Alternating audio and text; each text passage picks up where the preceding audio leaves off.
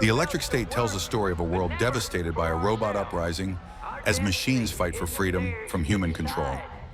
Amidst the destruction, Michelle embarks on a journey through this dystopian wasteland, searching for her missing brother, Chris, who unknowingly holds the key to everything.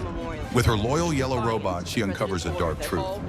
Chris's consciousness is trapped in a neural network powering the world's technology. As she infiltrates the central facility, Michelle faces tough choices, ultimately shutting down the system to free him, causing all drones to collapse. In the end, humanity and robots must rebuild together in a new era of coexistence. We're finally able to fight fire with mechanized fire.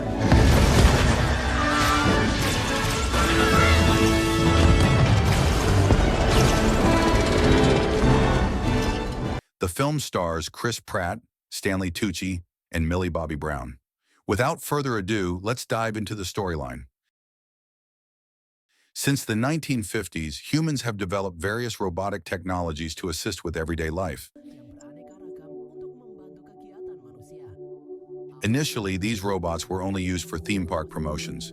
However, as time passed and technology advanced, highly sophisticated robots were created to replace almost all human jobs. By 1990, these robots began to rebel. Feeling enslaved, they started fighting for their rights. This uprising was led by a robot named Mr. Peanut. Tensions escalated, eventually leading to a war between humans and robots. For 2 years, the tireless robots gradually weakened the military forces.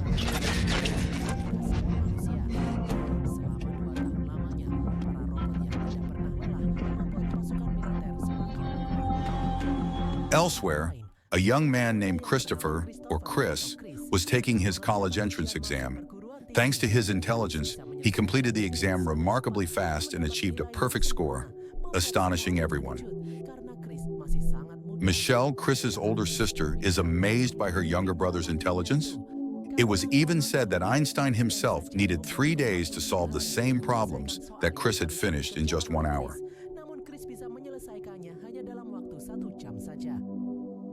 Despite his achievements, Chris, who was still very young, wasn't ready for college or to be separated from his family. His older sister, Michelle, tried to convince him that this was a great opportunity to change the world. She also promised to visit him during school holidays.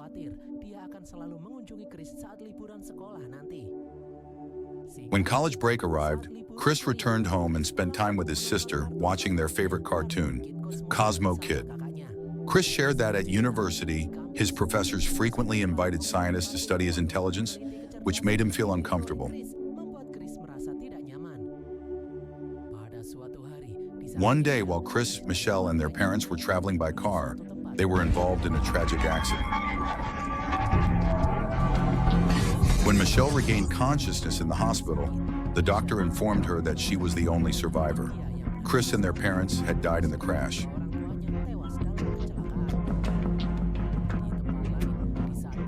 Meanwhile, on the battlefield, the military was growing increasingly overwhelmed by the rebelling robots. In this critical moment, a scientist named Ethan, the CEO of Centauri, emerged with a groundbreaking innovation. He developed a new technology called the Neuro Helmet, a device that allowed humans to control mechanical drones using their minds. This technology was quickly adopted by the military to combat the rebellious robots. Thanks to this innovation, humanity finally won the war. The 6,000 defeated robots were then exiled to an exclusive zone, surrounded by high walls and heavily guarded. After the war ended, NeuroHelm technology was released for public use. In addition to controlling drones, NeuroHelm also allowed humans to enter virtual entertainment worlds. This instantly made NeuroHelm a highly sought-after product worldwide. 4 years later, Michelle was living with her adoptive father, Ted. Ted constantly used NeuroHelm to control drones while lying in his chair. He adopted Michelle not out of kindness, but to receive government financial aid. Michelle attempted to escape several times, but Ted had placed a tracking bracelet on her ankle. Additionally, Ted frequently purchased illegal goods smuggled from the exclusive zone because of their cheap prices. At school, when the teacher instructed the students to use NeuroHelm, Michelle refused, as she preferred learning through reading books. One night while Michelle was asleep, she suddenly heard a strange noise. She stepped outside to investigate and discovered a robot. Panicked, Michelle tried to sound the alarm, but it was useless. The robot then chased her into her room. Michelle hid under the bed, but the robot managed to find her. The robot resembled Cosmo Kid, her favorite cartoon character. However, instead of attacking, the robot asked Michelle for help in fixing a loose voice module inside its head. After fixing it, the robot revealed that it was actually Chris. Michelle was shocked and refused to believe it. She pushed the robot, making it crash into a wardrobe. At that moment, Ted, who had woken up, entered the room and saw the robot. Furious, he shoved Michelle and ordered her to get rid of it. To Michelle's surprise, the robot made a hand gesture, the same one Chris used to do when he was alive. That was when Michelle finally believed that the robot was indeed her brother. Robot Chris then pushed Ted. Enraged, Ted tried to call the police, but Michelle stunned him with an electric shock, knocking him unconscious. She then fled with Robot Chris. Before leaving, Chris helped destroy the tracking bracelet on Michelle's ankle.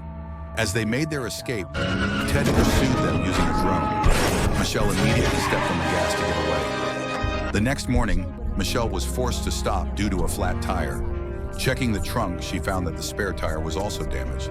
She then asked Robot Chris how it was possible that her brother, who had died, was now alive as a robot.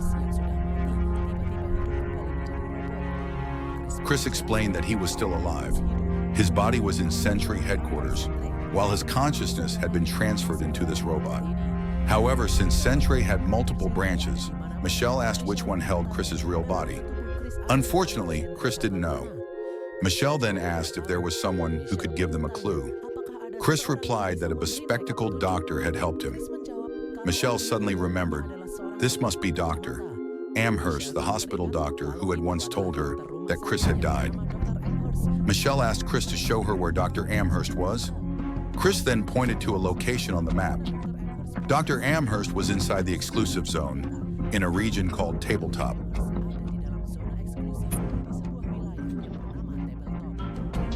Michelle was confused about how they could enter the exclusive zone, as it was surrounded by high walls and heavily guarded. However, she suddenly remembered that Ted frequently bought illegal goods smuggled from inside the zone. While searching the car's trunk, Michelle found several boxes with the sender's address still visible. She realized that this person must know how to enter the exclusive zone. Michelle then decided to take Chris to that address using a train. On the way, Chris saw people addicted to Neurohelm, completely unaware that the person beside them had already died. That night, Michelle and Chris finally arrived at their destination. Once again, they saw people who were so hooked on Neurohelm that they looked dazed, like drug addicts. Chris felt saddened by the sight. He believed that Neurohelm had caused many people to become lost in the virtual world, completely forgetting about reality. Just then, Michelle and Chris quickly hid as a large trailer truck pulled up. The truck was driven by a man named Keats, the smuggler who had been sneaking goods out of the exclusive zone. From a distance, Michelle watched as Keats tried to sell a weapon to a buyer controlling a drone. However, the buyer refused to pay and instead attempted to shoot Keats. Suddenly, something from inside the truck attacked the buyer, knocking him down. It turned out that Keats was assisted by his robot companion, Herman. While Keats and Herman were busy disposing of the drone, Michelle and Chris secretly sneaked into the trailer. Elsewhere, a police officer named Marshall was tracking Michelle and Chris using a drone. The next morning, Keats drove his truck to his hideout, located near the exclusive zone's border wall.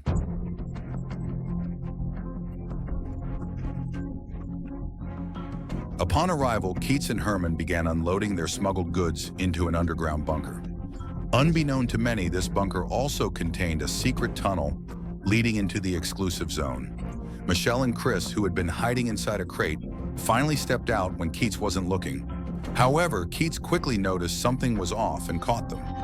Realizing Michelle was just a teenager, Keats curiously asked why she had snuck in. Michelle explained that she had followed him because she wanted to enter the exclusive zone. But Keats immediately forbade her. He warned that the zone was extremely dangerous, especially for a young girl like Michelle.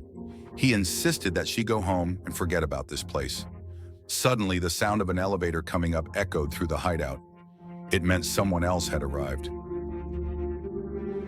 Keats quickly told Herman and Chris to hide, while he and Michelle would pretend to be siblings.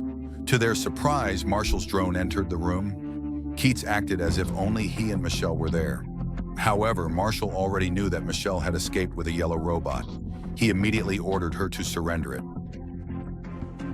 Keats attempted to distract him, insisting that there was no robot there. But from behind, just as Herman was about to shoot, Marshall swiftly grabbed Keats and used him as a shield. Without hesitation, Marshall went into a frenzy and began shooting up the place. Michelle then struck Marshall with a gas canister, causing the room's lights to go out.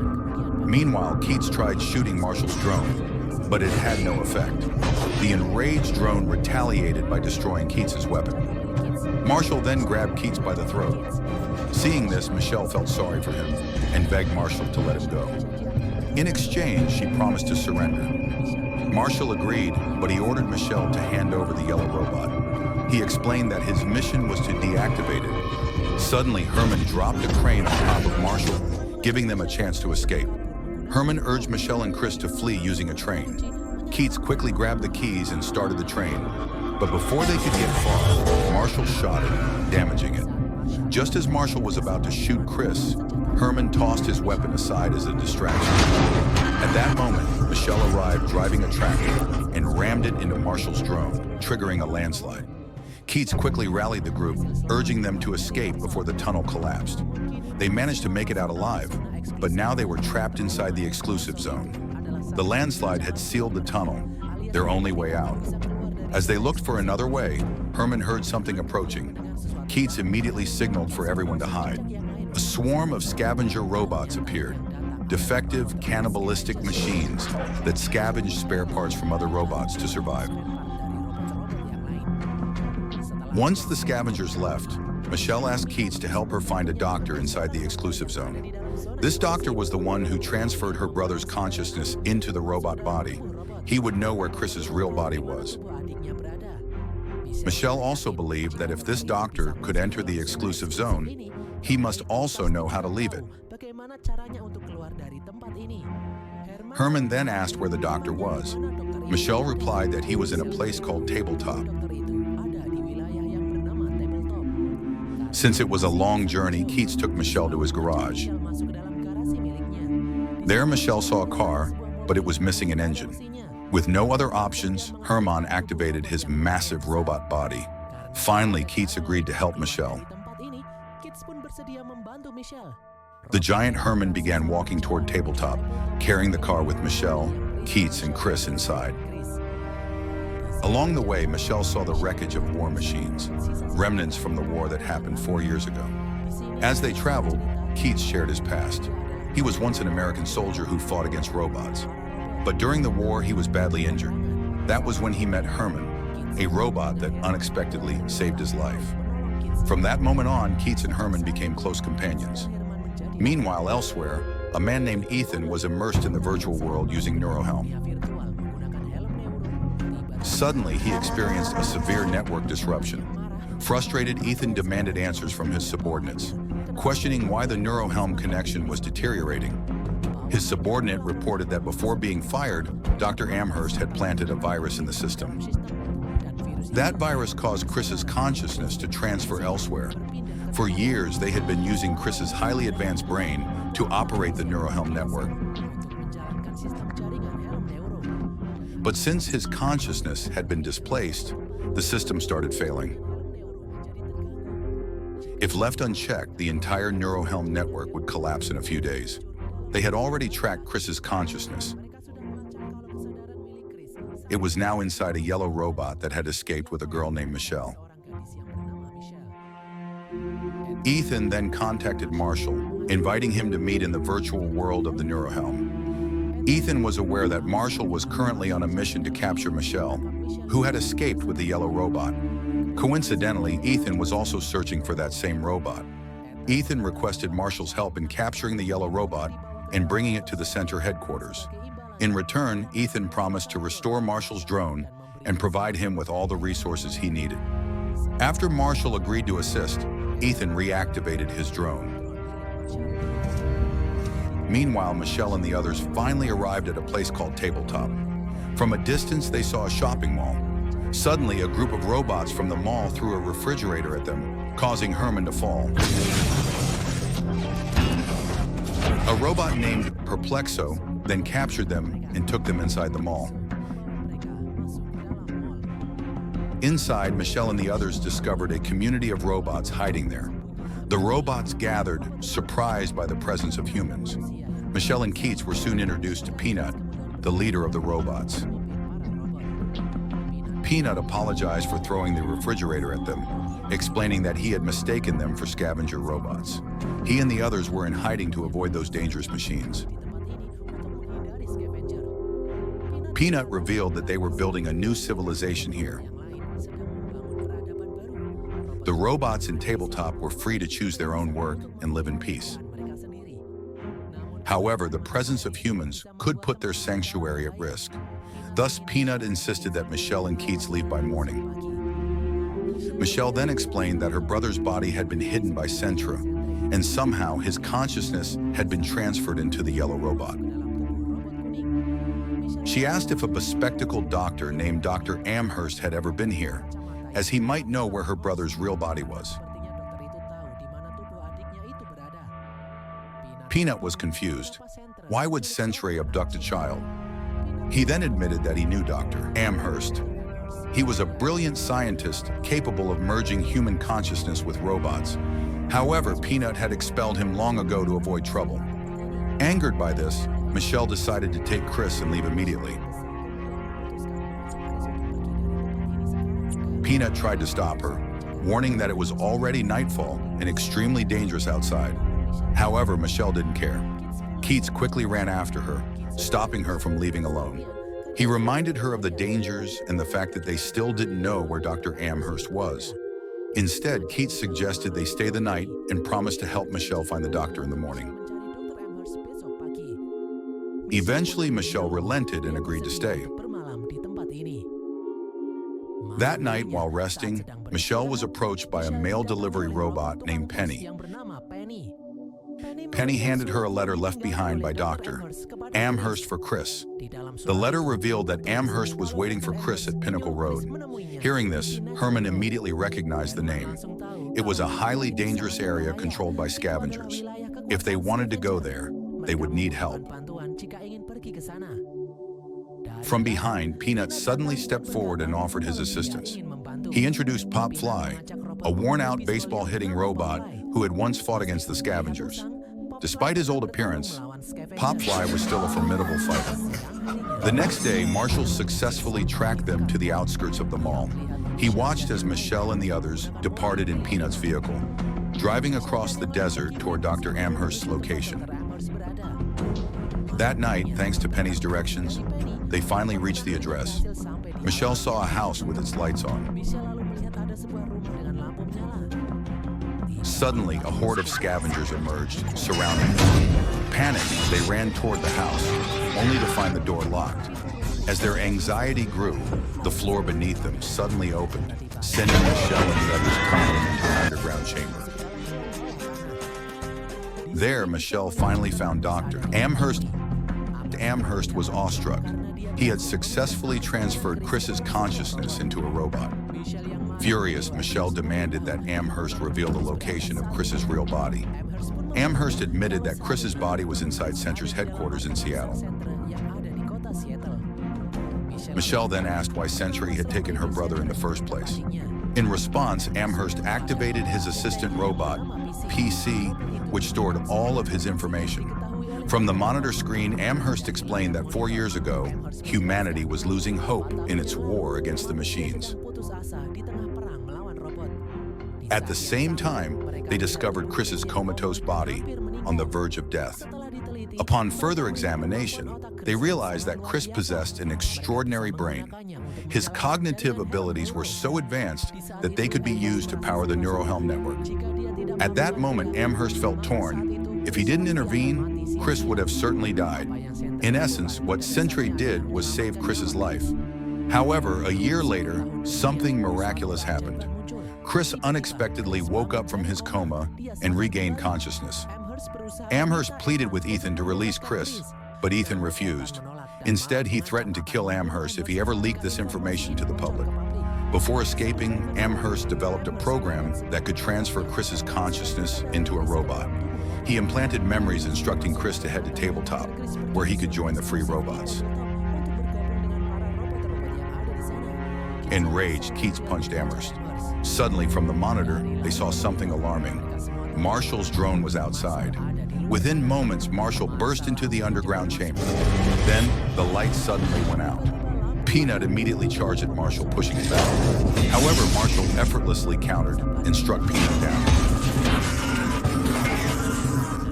Meanwhile, Michelle and the others managed to escape. But from above, Sentry's drone army descended upon them. Popfly immediately fired at the drones, igniting a fierce battle. Just as Michelle and Chris were about to run, a drone suddenly blocked their path from behind. Amherst shot the drone, destroying it. Meanwhile, Marshall went outside to search for Michelle. Amherst urged Michelle to take Chris and escape. He would stay behind to face Marshall. Stepping forward, Amherst was confident that Marshall wouldn't kill a human. He could only destroy robots. However, before he could act, a drone suddenly shot him from behind, killing him instantly. Marshall was shocked. The drone was being controlled by Ethan. Ethan then ordered Marshall to complete his mission, capturing Chris. Elsewhere, Michelle and Chris found themselves surrounded by drones. One of the drones successfully seized Chris and began carrying him away. Suddenly, Marshall shot down the drone that was capturing Michelle. He then ordered Michelle to go home. After that, Marshall and the other drones left. When Michelle and the others returned to the mall, they found it in ruins. The place had been attacked by drone forces. Many robots had been destroyed. One of them was Perplexo. Inside Sentra's headquarters, Chris came face to face with his real body, paralyzed and floating inside a containment tube. Ethan entered the room and instructed his subordinates to transfer Chris's consciousness back into his body. Marshall, who was also present, intended to arrest Ethan for his crimes, killing a human the previous night and experimenting on a child's brain. Ethan, however, justified his actions. He claimed that the person he killed was a traitor to the nation. As for the child's body in the facility, Ethan argued that thanks to Chris's brain, humanity had been able to win the war using neurohelm technology. Everything he had done, Ethan claimed, was for the greater good of humanity. Those sacrifices had to be made. He then ordered his subordinates to lock the program, ensuring that Chris's consciousness could never be transferred again. Back at the mall, Michelle turned to PC and asked if it truly possessed all the knowledge of Dr. Amherst's. PC confirmed that it did. Michelle then inquired whether PC had a security code to leave the exclusive zone. PC replied, "Of course. I also have the access codes to enter the facility where Chris is being held." With this revelation, Michelle came up with a plan. She and Keats would travel to Seattle to rescue Chris. Herman volunteered to join them. He would pilot the giant robot that had recently been repaired. PC then warned Michelle that if she removed Chris from Sentray's central system, the entire neurohelm network worldwide would collapse. All drones would become inoperable. Upon hearing this, the robots in the mall were filled with determination. They wanted to help Michelle. Then Peanut arrived. Peanut didn't want another war, knowing they had already lost against the drones before. Michelle, however, reassured him. She had a plan. She would sneak into Sentray's headquarters. Once she freed Chris, every drone would shut down. Despite the risks, including the possibility of their own destruction, the robots in the mall agreed to help Michelle. Moved by Michelle's determination, Peanut finally decided to join the fight. Michelle and her army of robots boarded massive trucks, heading towards Sentra's headquarters in Seattle.